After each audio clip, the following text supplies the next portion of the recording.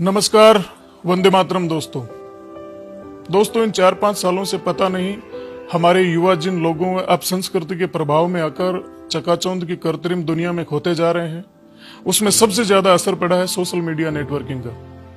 जिन भाइयों को पढ़ाई, कोचिंग, भर्ती, कंपटीशन पर फोकस करना चाहिए, वे फेसबुक पर नई नई स्टोरी लगाने, व्हाट्सएप पर स्टेटस लगाने, नए लुक में अपडेट होने, हरियाणवी लहजे में डॉन बनने, साथियों का एक ग्रुप बनाकर गैंगस्टर टाइप छवि बनाने, तेज स्पीड में बाइक चलाने, मुर्गे जैसी कटिंग और बकरे सी ढाडी रखने, सारा दिन लूडो खेलने, होटल मिडवे पर जाकर बर्थडे सेलिब्रेशन और रोड किनारे बैठकर बियर पीने, शराब ठेकों पर झगड़ा करने, अपने पथभ्रष्ट साथियों के साथ मिलकर हथियारों के साथ फोटो अपडेट करने, बुलेट, गेटवे, स्कॉर्पियो और कैंपर के साथ स्टंट करने, अपने आप को पॉलिटिकल किंग मेकर समझने, उधारी के पैसों से गांजा, चरस, स्मेक और अफीम, डोडा, दारू पीने, सिगरेट फूंकने, हथियार लहराने का शौक रखने, हरियाणवी भाषा में बात करने के प्रति ज्यादा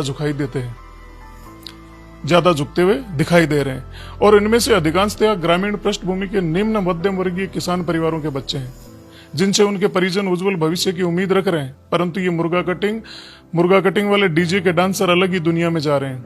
यदि उनके परिवार वालों ने समय रहते इनको नहीं रोका तो इनका भविष्य अंधकार में हो जाएगा। ये दिग्भ्रमित लोग सीधे सरकार से टकराने की बात करते हैं, पुलिस से हमेशा अपने को सुपर समझते हैं। यदि इसी तरह नशे में चूर रहे और समय रहते परिवारजनों तथा समाज के प्रबुद्ध जनों ने ध्यान नहीं दिया तो इसका परिणाम बहुत बुरा होगा। दरअसल वैसे ये कल्चर कमोबेश हर क्षेत्र में बढ़ती जा रही है और इसके पीछे जो लुभावनी चीज है वह है चमक दमक, अपने आप को सुपर बताने और दिखाने का आकर्षण। हरियाणा, पंजाब जैसे संपन्न प्रदेश के युवा अगर कुछ कर रहे हैं तो वो ऑलरेडी संपन्न है।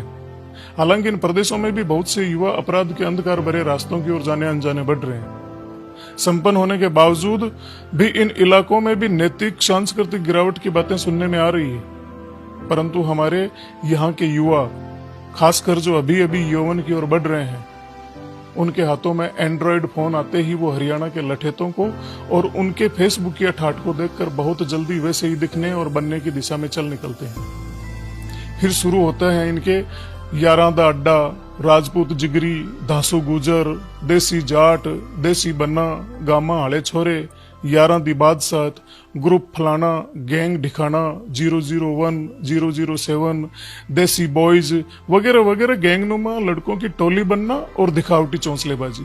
काम के नाम पर माफिया लोगों के साथ सेल्समैनी, टोल प्लाजा पर काम, रॉयल्टी नाकों पर काम, जिनमें 5-7 हजार से ज्यादा कुछ मिलता नहीं, पर वहां फोगट की दारू और रोटियां मिल जाना, ये इनके लिए सबसे ज्यादा जरूरी है। और चकाचौंध की दुनिया, डोडा पोस्ट, अफीम तस्करों के प्यादे बनना जो सारा कैरियर बिगाड़ के रखती जा रही है। दूसरा कारण, लोकल राजनीति भी इस खेल में बहुत ज्यादा जिम्मेदार है। आजकल के चुनावी सीजन में हर नेता को इन फेसबुक या युवाओं की टीम चाहिए जो 5-7 गाड़ियों में भरकर जिंदाबाद जिंदाबाद के नारे लगाते रहें। इसके बदले हर रात उन्हें चुनाव के दौरान फ्री की शराब और खाने पीने की सुविधा मिल जाती है। ऐसे माहौल में ये नासमझ उन नेताओं को अपना गॉडफादर समझने लग जाते हैं और नेताजी का भविष्य तो सुरक्षित हो जाता है, पर इनका खुद का भविष्य चौपट हो जाता है। तीसरी बात यहां आती है, वो है परिवार व समाज की अनदेखी और निष्क्रियता। आज समाज और परिवारों में इतना विखंडन बढ़ गया कि अगर पता भी चल जाता है कि कोई गलत दिशा में जा रहा है तो भी हम कोई कदम नहीं उठा पाते। इसका एक कारण बुरा बनने से बचने की भावना भी है। पहले गांव में कोई बदमाशी करता तो उसे गांव के दूसरे लोग ही टोक देते थे, पर अब कोई किसी को नहीं टोकता, और टोके भी कैसे, बेचारे की उसी की बेइज्जती कर देते हैं।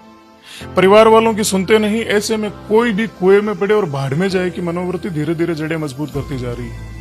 इस प्रकार के भटके जीव हो जाते हैं अविवेकी और कुंठित। गुस्सा इनके नाक पर, कोई कुछ बोल दे तो मरने मारने को तैयार, शौक पूरे करने के लिए हर हद तक ये जाने को तैयार हो जाते हैं। बढ़ते नशे के प्रचलन, अवैध हथियारों के शौक, इश्कबाजी और गैंग्स प्रवृत्ति ने बहुत से युवाओं को बर्बादी की ओर धकेल दिया है। अपराध संबंधी घटनाएं दिनों दिन बढ़ती जा रही है। आने वाले समय में ऐसी घटनाओं की पुनरावृत्ति बार बार हो सकती है, ये संदेह है। अभी समय है हमारे पास कि हम सचेत और जागरूक होकर इस बर्बादी के रास्ते पर अंकुश लगा सकें।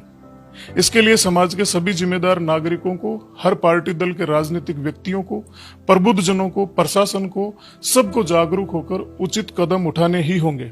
नहीं तो हमारा युवा वर्ग नकारात्मक मार्ग पर इतना आगे बढ़ जाएगा कि पछतावे के अलावा किसी के पास कुछ नहीं होगा। समाज के प्रत्येक जागरूक व संजीदा साथियों से मेरा विशेष आग्रह है कि शहर, गांव और ढाणी ढाणी तक जन जागृति अभियान चलाएं और यदि इस तरह का कोई भटका युवा साथी आपको मिल जाता है तो उसको किसी भी कीमत पर पुनः सामाजिक सरोकारों से जोड़ दीजिए। यदि आपके प्रयास से किसी एक युवा को भी समाज की मुख्य धारा में आपने जोड़ दिया तो यह अपने आप में समाज और मानवता की एक बहुत बड़ी सेवा हो जाएगी।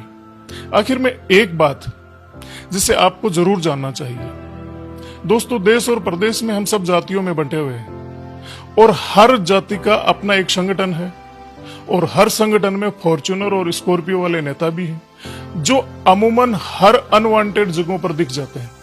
ये पंचायत से लेकर प्रदेश स्तर तक आपकी जाति और समाज की एक अलग तरीके की मीटिंग का आयोजन कर चुके होते हैं। अमूमन ये समाज को एक राजनीतिक उज्जवलता दिखाने की या उज्जवलता देने की बात करते हैं, जबकि ऐसा होता नहीं है। ये आपको सीडी बनाकर अपनी विधानसभा में टिकटें ले आते हैं या पंचायत या जिला पंचायत के चुनाव जीत जाते हैं। लेकिन क्या आपने कभी ये सोचा है कि इन्होंने कभी भी किसी भी समाज के युवाओं को, जो भटके हुए युवा है, उनको वापस सही मार्ग पर लाने के लिए कभी आंदोलन किया हो या कभी समाज के प्रबुद्ध लोगों को एक जगह किया हो? आप उनसे सवाल पूछिए। अपने जाति समाज के जो नेता बने हुए हैं उन नेताओं से ये पूछिए जरूर कि समाज को राजनीतिक उच्चता देने के साथ साथ समाज के जो युवा जेलों में बंद है, जो गलत कर्मों की वजह से आज कानून से मारे मारे भाग रहे हैं, उनके लिए आपके विचार, आपके मन में किस तरीके के विचार है और किस तरीके का विजन है? देश का युवा, हर जाति का युवा इस देश के लिए संपत्ति है। समय रहते इस संपत्ति के लिए अपने कदमों को सही दिशा में बढ़ाइए। कहीं ऐसा ना हो कि सोचते विचारते बहुत देर हो जाए।